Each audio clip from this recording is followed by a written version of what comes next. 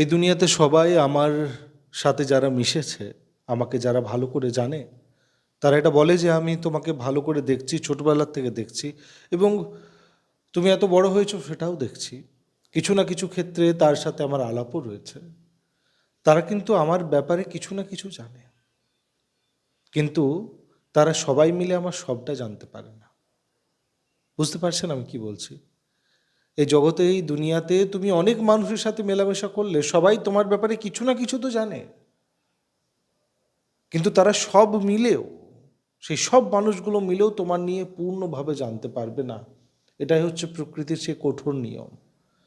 মানুষের মন যেটা রয়েছে তার জানার অধিকার শুধু তার আছে যে তাকে বানিয়েছে, এবং তার আছে যে সে নিয়ে চলছে। যে নিয়ে চলছে সে জানে, সে চেষ্টা করলে পারবে বুঝতে। আর আরেক হচ্ছে যে ভগবান যে বানিয়েছে।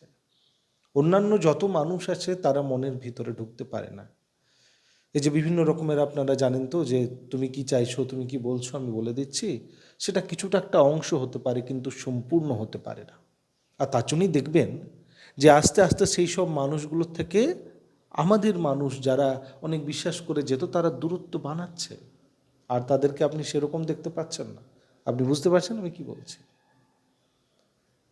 এটা হচ্ছে শাশ্বত সত্য, যেটাকে ডিনাই করে বা সেটাকে অনেক নতুন নাট্য রূপান্তরণ করে আপনাকে দেখানো হচ্ছে যে আমি তোমার মনের সব কথা বলে দিতে পারবো না। সম্ভব নয়।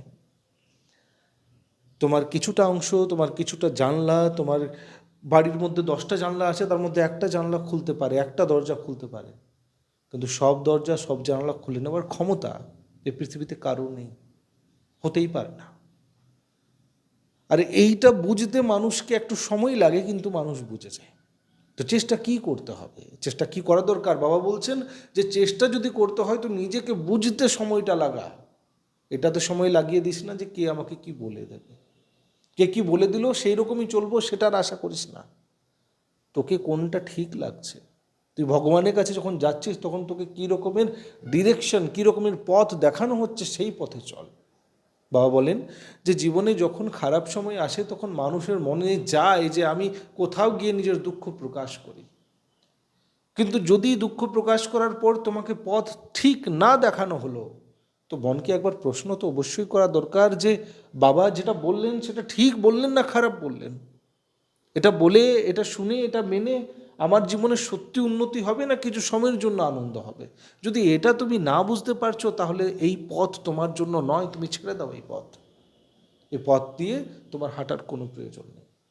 আর যদি সত্যি লাভ নিতে চাও তাহলে আমি যেটা বলি তোমাকে সেটা শোনার পরও একবার মনকে প্রশ্ন অবশ্যই করো। তবেই তোমার জীবনে যে জিনিসগুলো তুমি চাইছো সেগুলো পাবে।